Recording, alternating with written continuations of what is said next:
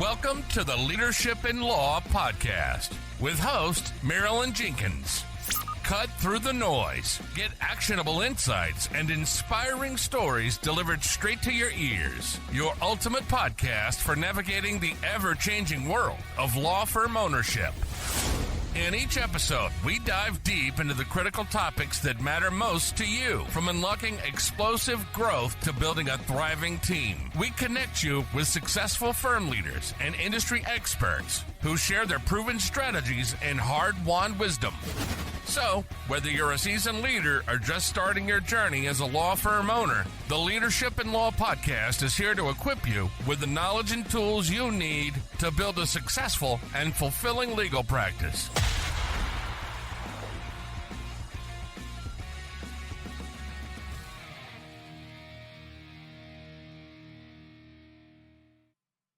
Welcome to another episode of the Leadership in Law podcast. I'm your host, Marilyn Jenkins. Please join me in welcoming my guest, Jon Groth, to the show today. Jon is originally from Milwaukee and a Marquette Law School graduate. He has practiced personal injury law in Wisconsin since 2000. As the founder of Groth Law Firm, he has handled a wide range of cases with compassion and expertise. Recognized as a super lawyer, rising star, and life member of the multi-million-dollar Advocates Forum, Jon is a trusted name in the field. Beyond his practice, Jon teaches personal injury law, volunteers in his community, and enjoys outdoor activities with his wife and 3 children. His firm is known for delivering exceptional results in client care. I'm excited to have you here, Jon. Welcome. Well, thank you. I like being called a marquee lawyer, so you can call me a marquee lawyer or say that I'm from Marquette Law. Either one is fine. Thank you. Thanks for having me.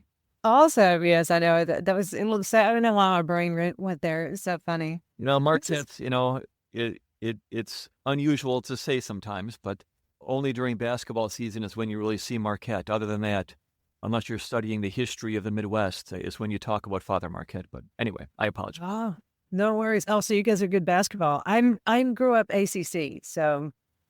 Oh, sure. Yeah.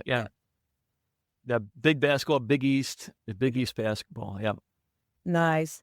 So talk about your leadership journey. Tell us a little bit about your journey and how it started. Oh, boy. Where do I begin? How far back and how much time do we have? So if you want to have like some takeaways, I guess, for younger attorneys or people who are looking to branch out or start their own practice, I guess, in general, my leadership journey began as an associate at a firm, working on cases and working for someone else where I wasn't in charge. I was an employee, but what I really had to do was have that, maybe it's a mindset shift where I was looking at my personal practice or my practice there as my own personal practice. And how could I learn from others and, go to conferences and look at, other law firms and what they're teaching for, leadership in their practice as how it would relate to me as just an associate. And I then created a firm within a firm really in my own mind.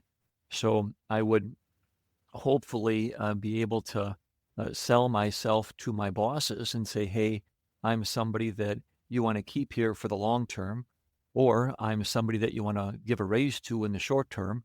Or in the short term, give a bonus to. So I was looking at it that way as being really a leader when I wasn't a leader in the firm. And then ultimately, when I branched out and started my own practice in 2000, March, just in a few weeks will be the 15th anniversary of Groth Law Firm. So in March of 2010, I started Groth Law Firm, and then just been a wild ride since then. Being a leader of one, I had, my office was in the basement. It was a block wall that I was looking at. I had a computer, a printer, and, a cell phone, and that was about it. I had my kids and dog that were jumping and running and whatever above me. So you're hitting the mute button, trying to sound professional so others couldn't hear what was going on. I had offices that I would share with other attorneys so I could appear professional, that I had an actual brick and mortar, and then eventually, went from there to having 1, 2, 3, 4, however many more employees, to now 30 or so employees in multiple states, and then VAs that are across the world. Wow, that's fantastic. So I love that you knew you wanted more, and so you changed your mindset even while you were an employee for another firm. That's Mm-hmm. that's I love the way that you changed your mindset in that you presented yourself within that firm as opposed to and the growth there. That's really great advice for people. Did you hire a coach at any point to help you with that, or is it something you went, you know what, light bulb moment, I need to do this for myself?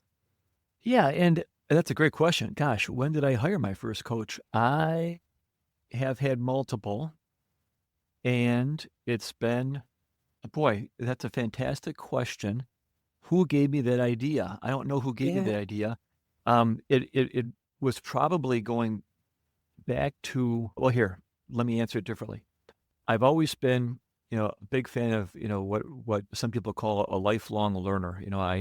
I'm curious. I have a curious mind. I like trying to figure things out every morning. I'm listening to a different podcast about different things, from the Wall Street Journal to, Joe Rogan or anything, because it's just very interesting to me. So I'm certain that at one of these conferences that you go to, and lawyers love conferences, there's lots of conferences, the vendors love conferences too. So at one of these conferences, I'm sure that there was a breakout session about, mastermind groups. And that's when I probably got the bug to get a coach. And I did have a business coach years ago. It was a local person. I then have kind of gone back and forth to having virtual coaches to in-person coaches. And now I'm back to the in-person coach, where I have someone who comes to my office about every week, and we sit down in my conference room and talk about the business of Groth Law Firm, and looking at the numbers like it is a business. And and that's really what changed the trajectory of our firm. The difference of working in the firm versus working on the firm. I think that's everything from Dell computers to Taco Bell to, law firms across the world. If you're working in or working on, you can really have a difference in how that business scales. I agree. I believe it, blocking off some non-negotiable time to work on your business is incredibly important. Obviously, you've grown to multiple locations, and like you say, with 30 plus employees, it makes, you have to be a different type of leader than you were when you had one location. So I'm a big proponent for coaches as well. I think and I was talking to my coach the other day, and he said his average client, and it seems to be an industry average, stays with him about 3 years. And then, they move to someone that's the next step up. So it's classic that you would have multiple coaches, and of course a mastermind, so that you can hear other people and get ideas and that sort of thing. That's something I really enjoy working with, and you're always getting new ideas and better ideas, so you can better serve your clients from that. Yeah. It's Well, fantastic. and it's nice to have a mastermind, or even go out of your field, talk to people who, right now it's fascinating for me to talk to people who are in the HVAC industry, or in the dental industry, just because they're the latest beneficiaries. Some might call them victims of private equity, and that's coming to legal. It's coming to the law in, the next, well, it's here now in Arizona, certainly, but it's going to be more widespread in the next few years. So if I want Groth Law Firm to be around in 5, 10, 20 years, you need to take a serious look at how private equity and hedge funds and such have affected the dental industry and the HVAC industry. So you really got to look at those kind of groups, and look outside of your particular practice area. Try to read the writing on the wall. Exactly. And in your firm, you actually do a lot with social media. And how do you use social media to reach your clients? Because the reason I ask, it's so difficult to get a lot of attorneys to do social media, especially any video type thing. They just kind of shy away from it. Can you tell me how you guys use it? I think it's fun, but maybe that's just me. How do we use it? We use it as a manner in which to force us to have consistent content created to serve up to the master of search, which is Google, right? What does Google like? Google likes more content that people are going to look at that are going to drive them back to Google. So by doing social media, it forces us to create content that we can then put on our Google business profile page or put on our website to link to, different places. So Google will recognize that, hey, this is a live site, just not some stagnant site. Going back to maybe a bit back in the day, if you're looking at bounce rate or if you're looking at your time on site or your page load speed or things like that. If it's a site that is an old site and it's only made for a desktop, it's not made for phone or what have you, those are things that you had to take into account. I mean, because you wanted to do that because Google said that was important. So going to today, I think Google says it's important that you have content that is fresh and content that people are going to take a couple seconds to look at. And that just forces us to recognize that social media is important. I love that you say that because I do a lot of teaching on your Google business profile, and it's so important. And when you think about Google, they are the number one search engine because of engagement. They give their visitors what they want. So they will reward you by doing the same thing with your Google business profile. So that's incredible. And what types of content do you find makes an impact for you guys?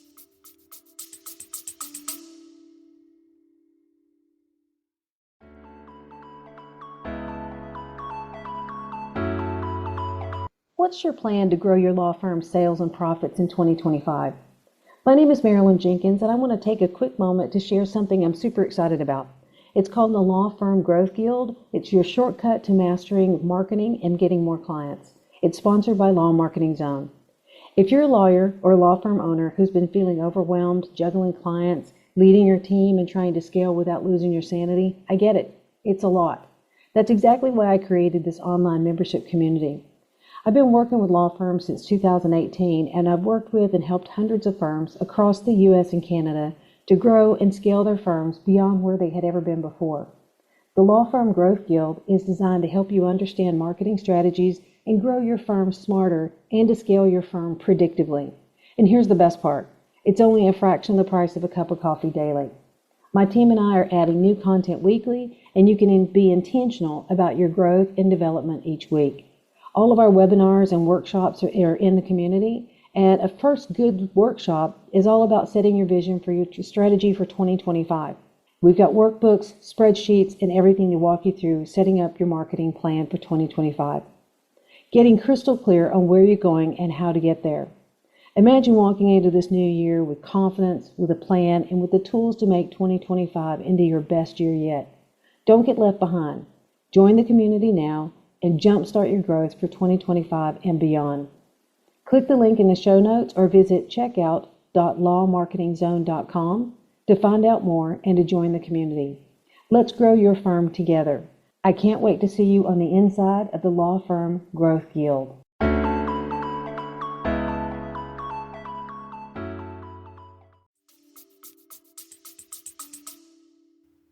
Boy, one of the most viewed pieces, I'll say, I mean, it's me standing on a rock fishing. Really?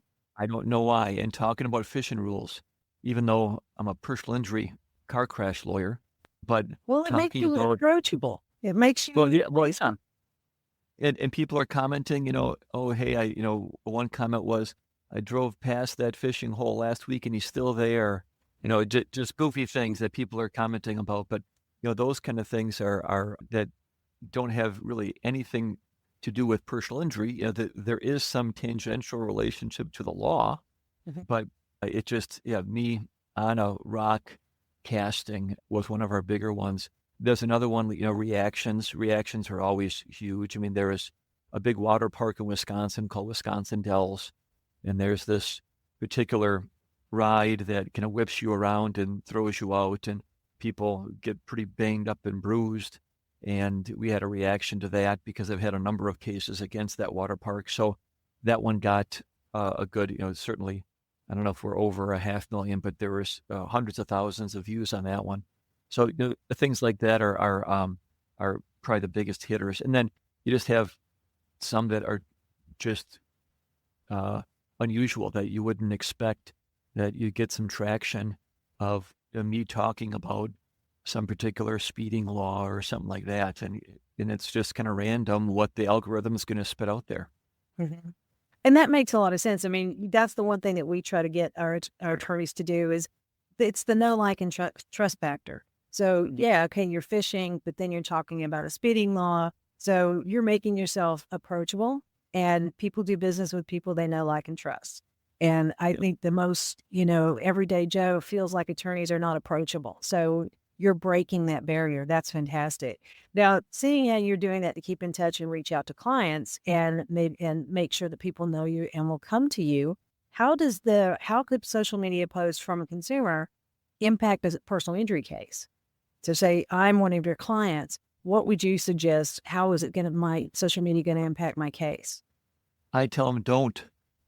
Right away, don't put things on social media, because to be brutally honest, we all know that social media is somewhat fake, right? You're going to put forward your best foot, put your best foot forward. You're going to, for example, college students, they may have a post about how awesome the past week was, and they went to all these parties or did all these things. Well, I would hope, and I know that those college students are studying, but they're not putting posts about studying, because that's not exciting. So if you look at the college student, you're like, oh, all they do is party all the time. Well, okay, well, hopefully we know he's my college student. I hope my college student's studying too. But the reality is that there's a mix of, studying and partying. The same thing goes with after a crash. You don't see the non-exciting video of the person getting their, leg bandaged.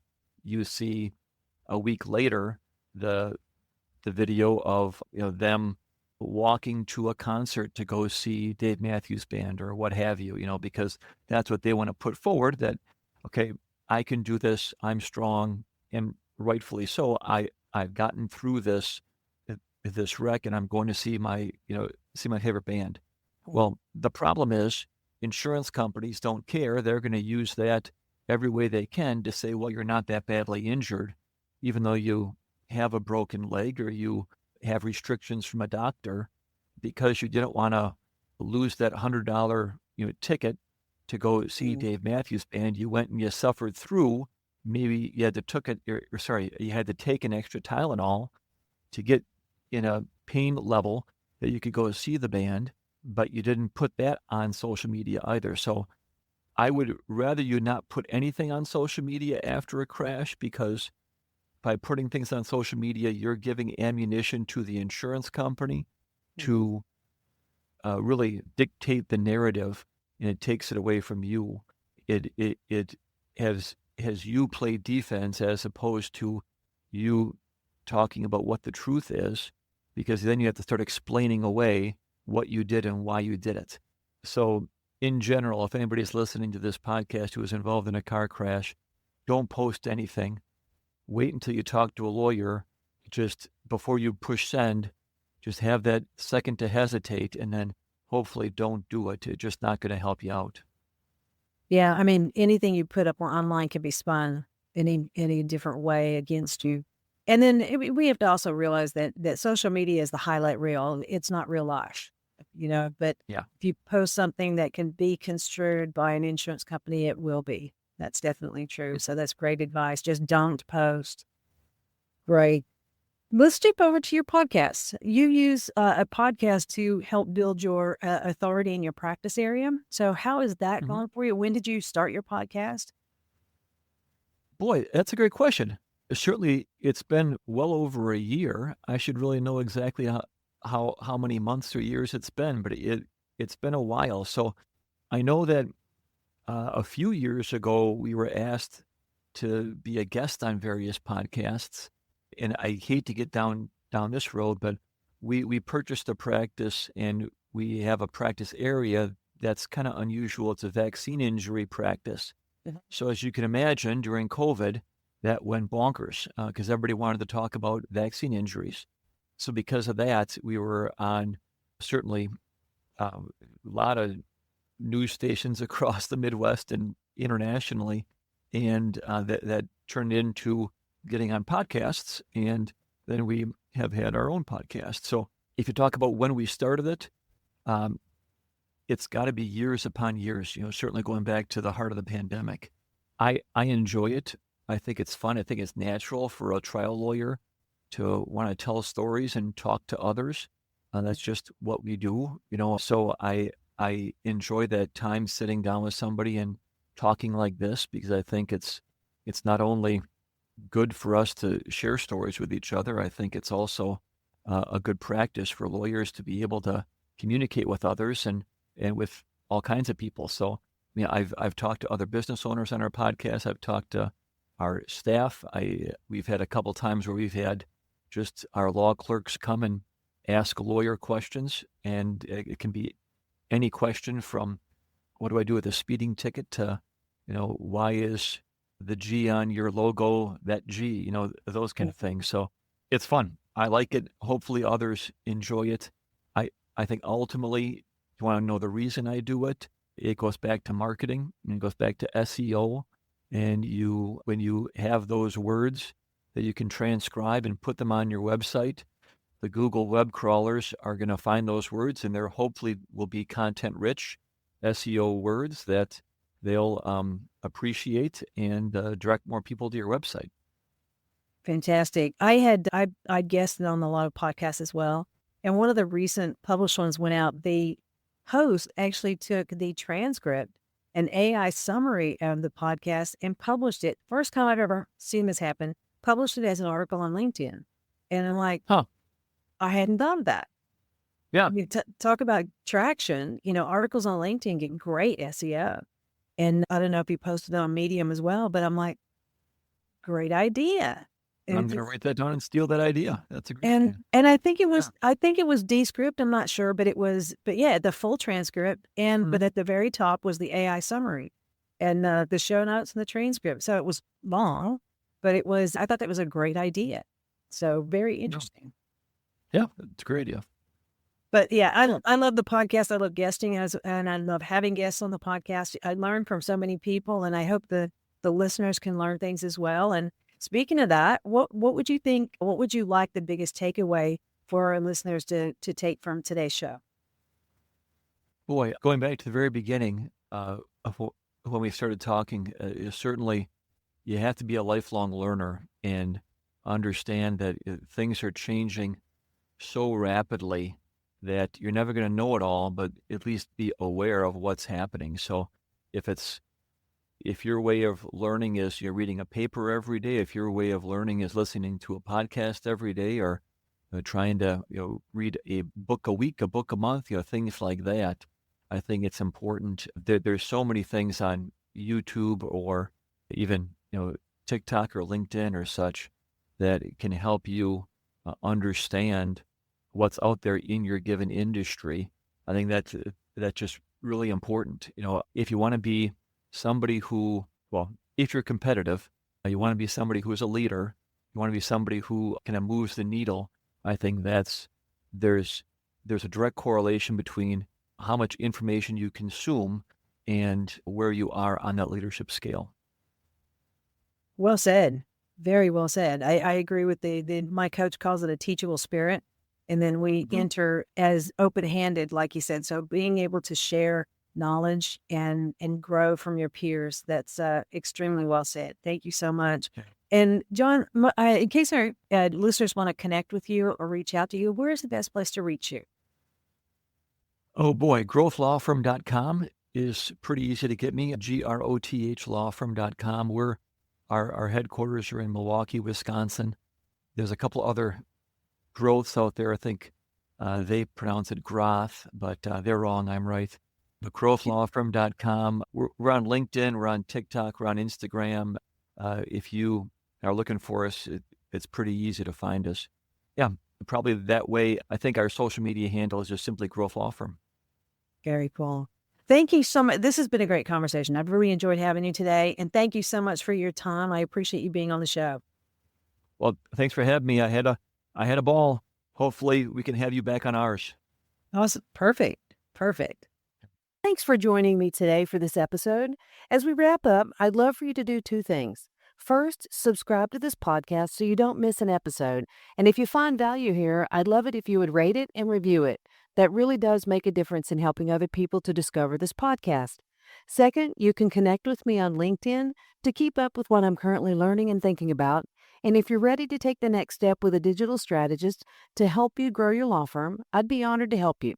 Just go to lawmarketingzone.com to book a call with me. Stay tuned for our next episode next week. Until then, as always, thanks for listening to Leadership in Law Podcast, and be sure to subscribe wherever you listen to podcasts so you don't miss the next episode. Thanks for joining us on another episode of the Leadership in Law Podcast. Remember, you're not alone on this journey. There's a whole community of law firm owners out there facing similar challenges and striving for the same success. Head over to our website at lawmarketingzone.com. From there, connect with other listeners, access valuable resources, and stay up to date on the latest episodes. Don't forget to subscribe and leave us a review on your favorite podcast platform. Until next time, keep leading with vision and keep growing your firm.